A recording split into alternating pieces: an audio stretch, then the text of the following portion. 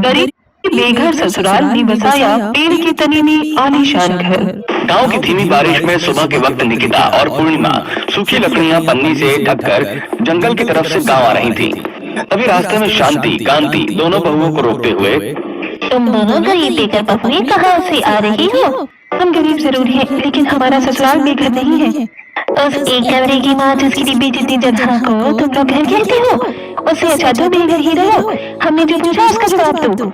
हम दोनों जंगल गई थी लकड़ियाँ लाने। इतनी बारिश में तुम्हें जंगल में सूखी लकड़ियाँ कहाँ मिली? जंगल में पहाड़ चढ़कर थोड़ी दूर पर जो बड़ा सा बरगद का पेड़ है ना, उसके नीचे ढेर सारी सूखी लकड़ियाँ रहती हैं। वो पेड़ इतना घना और बड़ा है कि उसके नीचे बारिश का पानी आता ही नहीं, इसीलिए सारी लकड़ियाँ सूखी रहती हैं। गरीब के साथ साथ बेवकूफ भी हो क्या? उस पेड़ पर बुरी आत्माओं का साया है। उन बुरी आत्माओं को पानी पसंद नहीं, इसलिए वो उसके नीचे छिपी रहती हैं। वहाँ से लकड़ियाँ लेकर आ रहे हो तुम दोनों। फेंक दो इन लकड़ियों को। आज के मॉडर्न जमाने में भी आप ऐसी तकियानुसी भूत प्रेत वाली बातें करके हमें डराना चाहती है। मैं भी नहीं मानती कि उस पेड़ के नीचे कोई भूत होगा। बहुत मॉडर्न बन रही हो ना। जो ज्यादा मॉडर्न बनता है वो मुंह की ही खाता है। पड़ोसन को अनसुना कर दोनों गरीब बहुएं अपने छोटे से ससुराल के बाहर पहुंचती हैं, जहां कनिका, सूरज और रिधिमा साथ में बारिश में मिट्टी में खिलौने बना रही होती हैं। घर के बाहर छोटा सा चूल्हा होता है। निकिता कुछ लकड़ियां लेकर चूल्हे के पास बैठ जाती है और पूर्णिमा अपने छोटे से ससुराल के अंदर आती है। आ गई बहुओं, हम सोच ही रहे थे कि जल्दी बहुएं आ जाए, वरना बारिश शुरू हो जाएगी। पूर्णिमा, खाना बनाने में अभी कितना समय लगेगा? हमें बहुत जोर की भूख लगी है।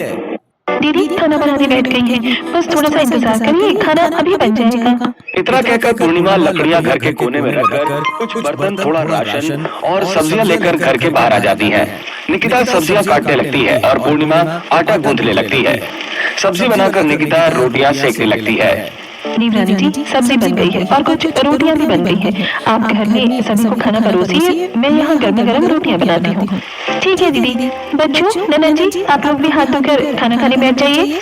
मम्मी ये देखो, मैंने मिट्टी से कुर्सी बनाई है, कितनी प्यारी है ना। मम्मी ये देखो, मैंने लकड़ी का फ्रेम बनाया है और उसमें मिट्टी का पहिया लगा दिया। ये साइकिल की तरह चलता है। बहुत अच्छा बच्चों, तुम्हें तो मिट्टी से बहुत कुछ बनाना आता है। भाभी, हम गाँव के बच्चे हैं, हमारा पहला खिलौना ही मिट्टी होती है। माँ की गोद के बाद मिट्टी में ही पलते हैं। ये सब तो गाँव के बच्चे बचपन से बना रहे हैं। नन्ना जी, मुझे पता है कि आपने ही बच्चों को ये सब बनाना सिखाया है। अब इन्हें घर में रख दीजिए, वरना बारिश में गीले हो जाएंगे, और जल्दी खाने पर बैठिए। कनिका मिट्टी के खिलौने घर में रखकर बच्चों के साथ हाथ पांव धोकर खाने पर बैठ जाती है। अभी पूर्णिमा सब्जी की कढ़ाई लेकर अपने ससुराल के दरवाजे से अंदर घुसती है और पूर्णिमा की दोनों कोहनियां और दरवाजे से टकरा जाते हैं। पूर्णिमा, तुम ठीक तो हो ना? ध्यान कहाँ है तुम्हारा? मेरा सारा ध्यान तो इस गर्म सब्जी पर था, इसी वजह से मैं कोहनियां खोलकर चल रही थी और सिर झुकाना ही भूल गई। कितनी जोर से लगी है मेरी कोहनी और माथे पर। बहुएं तुम्हें समय से इसी दरवाजे से आना जाना कर रही है, अभी तक तुझे इसकी आदत नहीं हुई। पूर्णिमा सब्जी लेकर अंदर आती है और सभी की थालियों में सब्जी परोसती है। तब तक निकिता भी रोटियां बना लेती है।